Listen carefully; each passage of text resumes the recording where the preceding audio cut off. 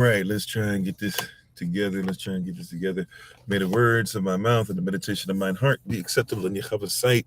He is our strength and our redeemer, and it is in his name, which is his authority, that we pray, praise, proclaim, check, and protect tonight's message.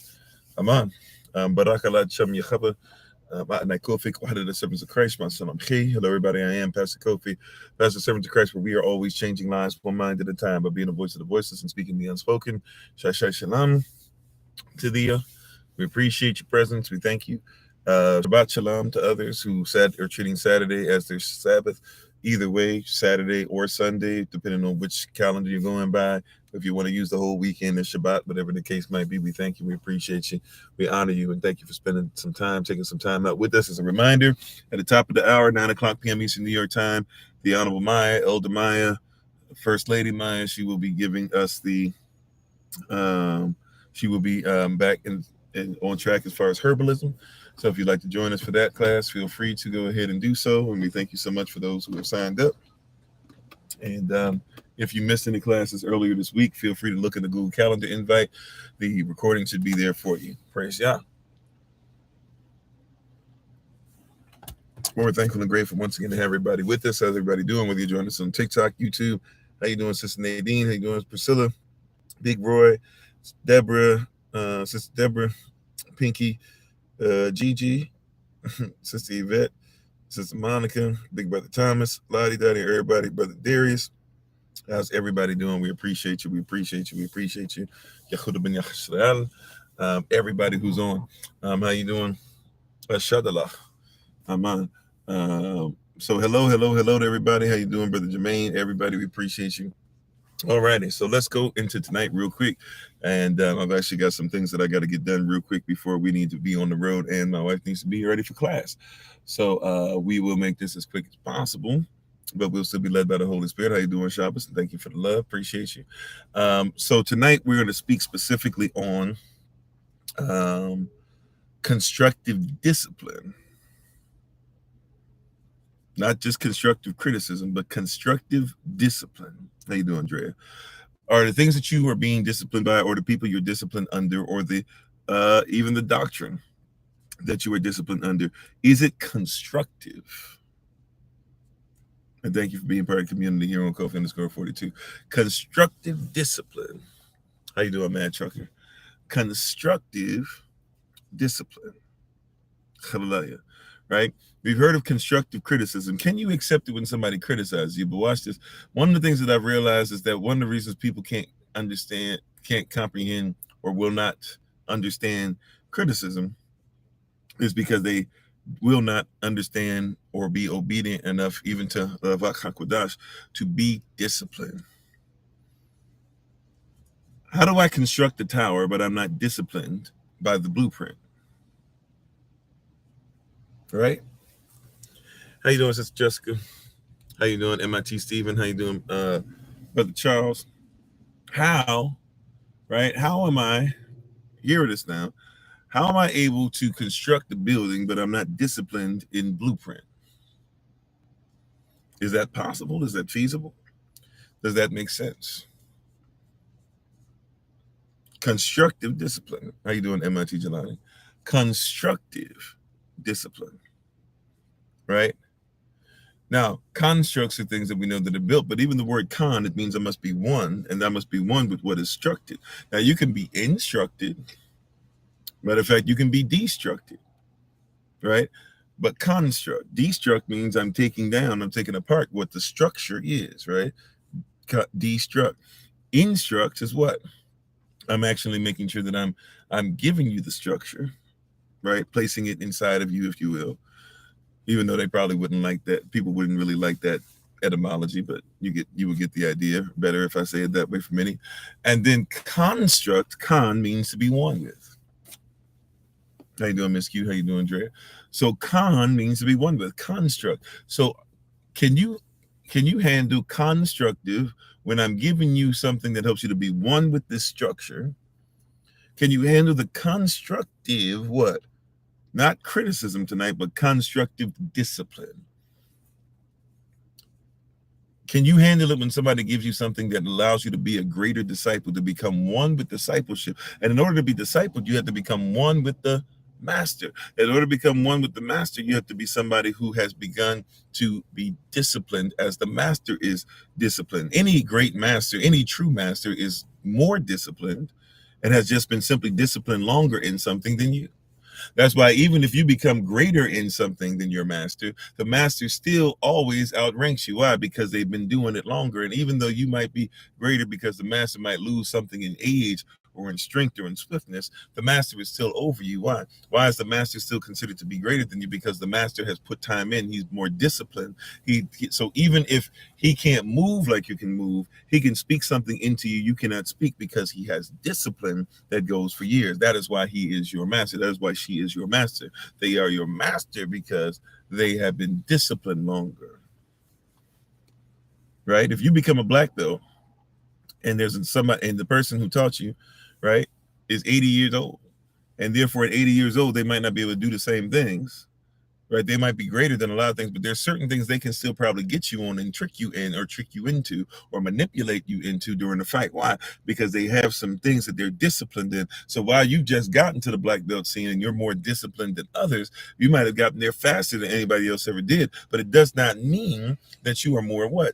Discipline. We're talking about tonight constructive discipline, not constructive criticism, but constructive discipline. Are you ready to become one with the structure? One with what? Structure, and the structure that allows you to be discipled. The harvest is great, the laborers are few. Why? Because the laborers have to be disciplined. So pray to the Lord of the harvest, not that he would give you more to bring in. The problem is not that you don't have enough to bring in. The problem is that you don't have people that are disciplined in harvesting.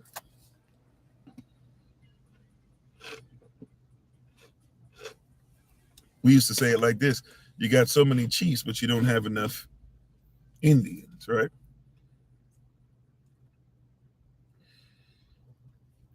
Everybody wants to tell you how to build the structure, but nobody can put their hand to the structure.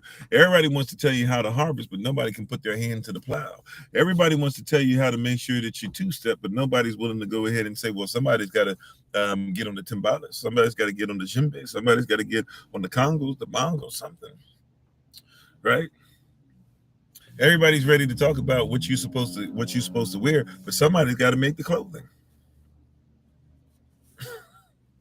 Everybody's ready to talk about the fringes, but somebody's got to make the tassels. Is anybody ready to be discipled? How you doing, Brother Vincent? Everybody loves to be able to get in this game, but nobody wants to be able to be a disciple. This is one of the worst situations we've gotten in. We've got everybody. Have you ever been to a church where everybody's got a title? Everybody's minister so-and-so. There's 10 people that go to the church. All 10 of them are minister, evangelist, prophetess, pastor, apostle, presiding prelate. But does anybody put their work?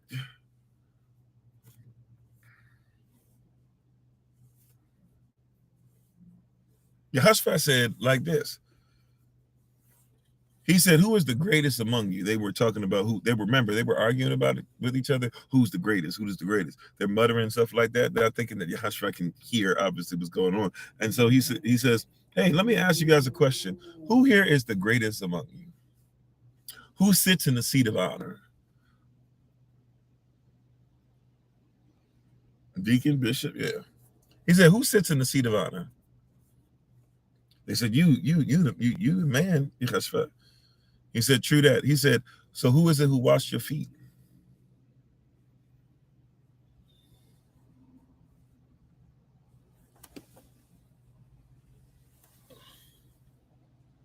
Right? They were so busy arguing over who was the greatest. He said, who's the one that washed your feet? He said, the same person that sits in this seat of honor is the same one that washes your feet. He said, when you can get that revelation in your head, you'll be the greatest because you'll be the least. Shabbat Shalom, Brother TJ. TJ, or some people would say Ak, right? Once you realize that the person who washes the feet is the person who sits in the seat of honor, once you realize that the person who washes the feet is the same one who is the bread, once you realize the same one who washes the feet is the one who can't even drink the wine with you until you meet again in paradise, Once you realize that the one who washes the feet, right, and doesn't drink of the cup that represents the blood, is the same one that will bleed out as his body, the bread, is being broken up into pieces, and nothing will be left from him but water to be able to wash away your sins. Once you realize that the person that'll wash your feet and that'll die for you, that'll give up their life for you, that's the greatest among you, then you'll realize that your titles and all this stuff are not for you to be able to say you're better. They're simply for you to humble yourself into a position.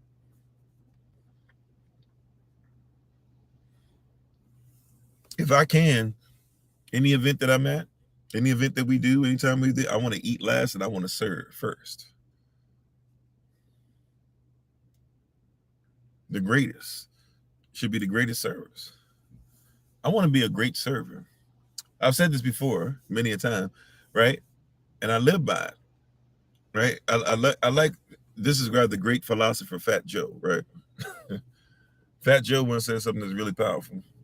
Fat Joe was speaking on some stuff he was talking about with Big Pun, and he said that he was talking about with DJ Khaled, and he said people, when he's with Khaled, he said Khaled make way more than I do. He said, yeah, and I'm the one that put Khaled on. I'm the one, if it's not for me, Khaled probably just doesn't have the career that he does. But he said Khaled makes more. He means more for us or whatever. He's the one that's opening the doors for us now, right? He said, so when I'm around Khaled, I play number 2. He said, everybody else they try to do. He said, when I'm around Khaled, I open the door. I look around. I say, yo, what you trying to do? What you trying to bang? You trying to do this, whatever, right? He said, when it comes to Khaled, I treat him different because I know I'm number 2. He said, but I realized this because I know what it is to be number 1. And I humbled myself to be number 2. He said, I was the one who had the money. He said, all y'all that know about Big Pun, you don't know nothing about Big Pun if it's not for Fat Joe. He said, Fat Joe was the one that was out there who was Joey the Crack. Fat Joe was the one that was out there that was slinging dope, right? Or slinging rock. Fat Joe was the one that was out there, having to have a pistol in his hand, things like that or whatever. Fat Joe was the one that had to be crazy. That Fat Joe was the one that was on the street. He was number 1, but he saw in Big Pun somebody that was a great rapper. He said, I'm a so into him. He said, I actually was willing to lose money for the first time in a long time in my life. I was willing to lose money so I could become legitimate. And I realized that becoming number 2 to Big Pun was my way out. He said, so he and Pun would be writing lyrics and Pun would be sitting there and he'd be like, yo, no, that's trash, bro. Write it again. All right, that's better. Write it again. Pun would be forcing him to become better and greater at his game. Right? He forced him to continue to be better and better and greater at his game. He said he learned by being number 2. That's what was getting him. So he said, now when people look at Fat Joe and all this stuff, whatever, he was like, look, I know how to be number 1 because I know how to be number 2. I know how to be number 2 because I know how to be number 1. If you humble yourself and you're willing to serve, you'll be able to get something greater. I rush to open doors for the sisters. I don't even comprehend what that is. Brothers up here, I rush to open doors for the brothers. People trying to open doors for me and stuff like that. If you get it first, you got it first. But I'm trying to go in last. Because the last will be first, the first will be last. I'm rushing to be the one that serves. I'm rushing to be the last person in line. Everybody rushing to eat first. Let the babies eat first. Let the women eat first. Let the brothers get whatever they're going to do. Everybody talking about the pastor get the big piece of chicken. I don't need the big piece of chicken. Or if you give it to me, fine, save it for last. But I'm supposed to make sure you guys eat first. If you've done Passover with us before, you realize you're going to eat first. If you've done certain holy days with us before, you realize that you're going to eat first.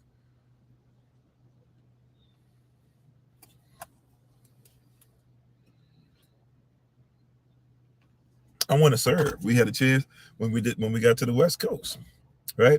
I knew the babies don't really get to go to the Pacific Ocean, nothing like that, right? The ones that were there. So guess what? Let's go ahead and do it. Let's get on the beach. Let's go. Middle of the night.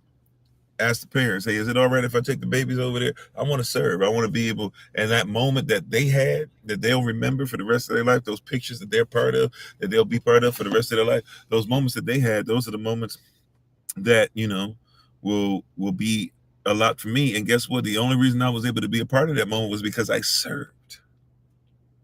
You hear what I'm saying? Thank you, Sister Nadine. How you doing, Qatar? Right? Serve so you can be a part of it.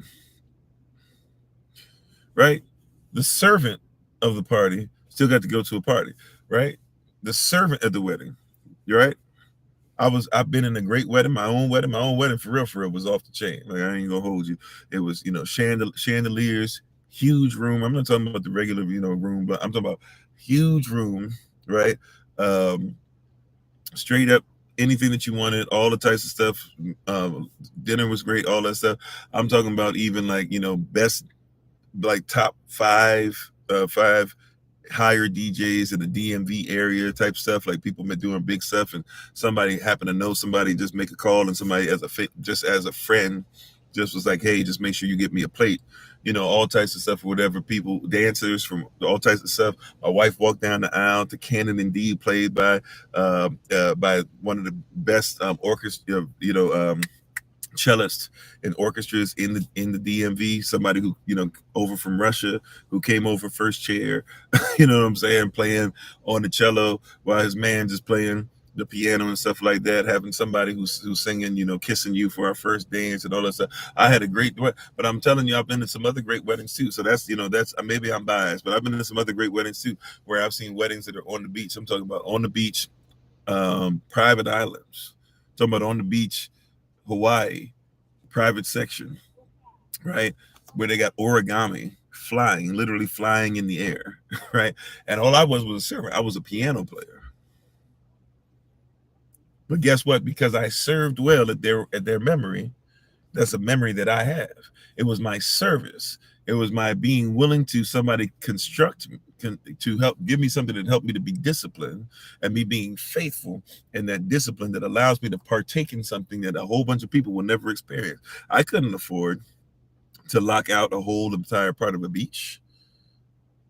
That's not something I could do on my own. How you doing, Sister Keita? I'm not at that level. Maybe one day, but I'm not there yet.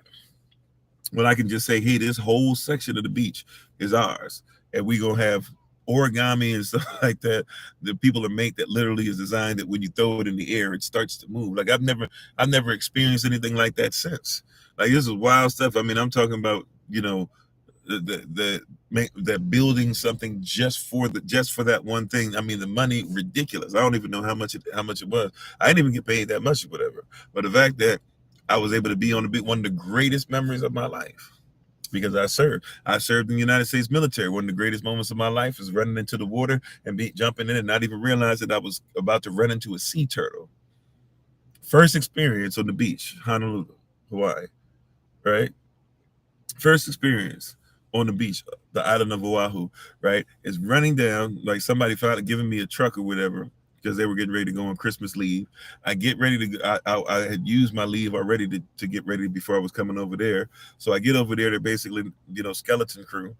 I show up for about half a day, 3-4 hours at the most, maybe even 2 hours, and then get to take my family, go across, onto the Kaneohe side, if you know about that side, park the vehicle, run into the water, think I'm gonna dive in, and as I'm getting ready to dive in, I hit a sea turtle.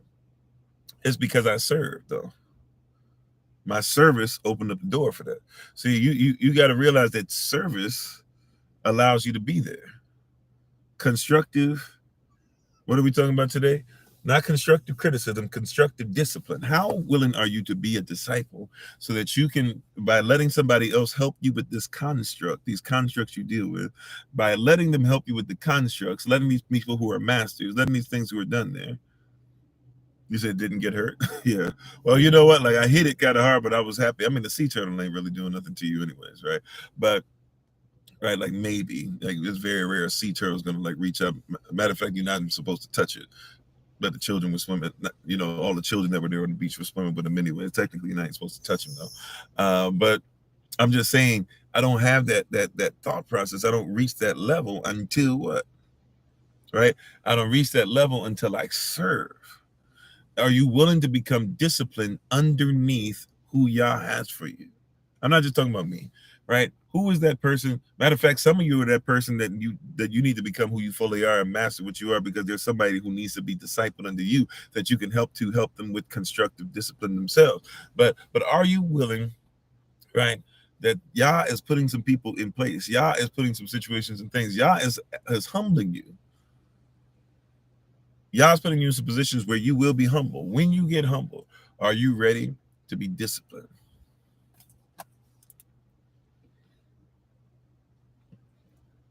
Constructive discipline. We all talk about constructive criticism. A lot of times it's difficult to critique you because we can't disciple you. Someone who's a true disciple wants to be critiqued. I was talking to my son tonight, and I had to remind him he did an excellent work in his class tonight. Excellent, right? We had to travel to it. He did excellent in his class. Everything was on point. Everything was great. And all the excellence that he did, though, he didn't hear me speak on his excellence because I told him a couple areas that I was like, hey, you could be much greater in this and this. And immediately, you know, I heard it get quiet, and it was dark in the back, and I turned on the light, and I said, before I turned the light, I was like, are you all right? I was like, you know that I think that you did great, right, sir? You know, but in where he is and in his being a perfectionist, he couldn't hear the great things that I had said about him. All he could talk about was the right. And so I also want to warn you on the other side that Yah is going to have some people be up there, but you got to be humble enough, because don't get so messed up that you only want to hear with the great things that you've done. You got to get better. I told him, look, you were the best one. You did really well, and you hadn't been in that class in a really long time. You came in there and didn't miss a beat. You were with the people that were at the top of the class, people that are way older than you, 2 years, 3 years older than you, doing things that they keeping up with them, keeping up with the best in the class.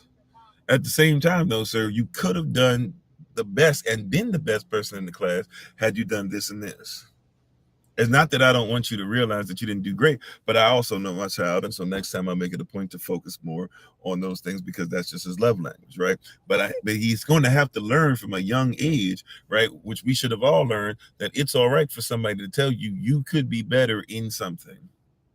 I'm not trying to give this to you only to critique you. I need you to be disciplined enough. Your father, son, is a master in comparison, especially in comparison to what you're doing, is a master, is a teacher in what you're trying to do in this class tonight. And so I'm trying to make sure that you are aware that game recognized game. You did wonderful in this. You seem to even have mastered certain things, but I need you to be more disciplined in these areas. And the only reason I know it is because I'm disciplining myself in the same areas. Hallelujah. So be willing to have constructive discipline. Be willing to go a little deeper, to grow a lot more. Allow people to be able to tell you something that you need to hear. And everybody who is a disciple, you should want somebody to help you to be better constructed. You should want to accept criticism. Everybody who's a disciple, how can you be disciplined under a master and the master can never tell you anything? How are you going to be disciplined under Yah and Yah can't tell you anything? How are you going to be disciplined as Israel, but nobody can actually make sure that you execute correctly within the culture of Israel? How can you be a king under the king and yet the king can't instruct you?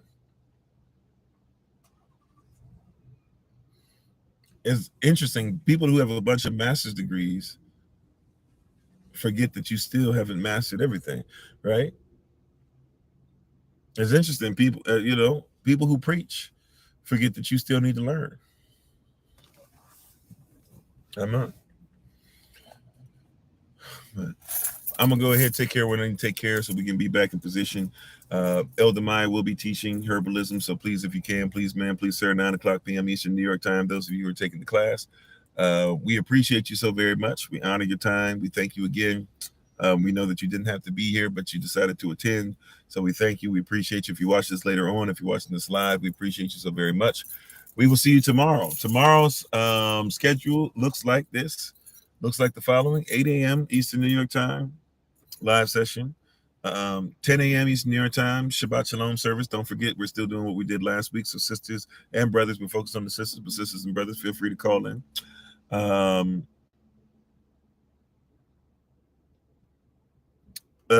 What is it? I'm missing something.